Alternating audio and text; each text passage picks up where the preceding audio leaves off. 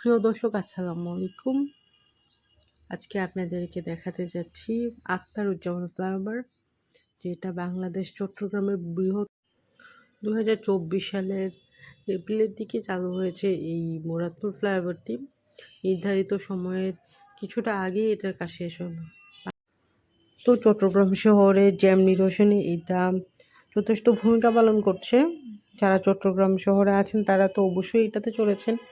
যারা বাইরে থেকে এসেছেন চট্টগ্রামে বা আসেন ঘুরতে, তারা অবশ্যই একবার চড়বেন এটাতে, কারণ এটার লাইটিংটা খুব সুন্দর করেছে রিসেন্টলি।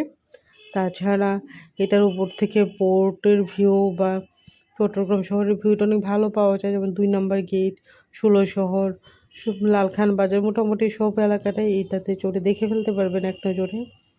তার আজকে ভিডিও এই পর্যন্তই। ভালো থাকবেন, আর ভিডিওটা কেমন লেগেছে অবশ্যই কমেন্ট সেকশনে জানাবেন। আল্লাহ হাফেজ।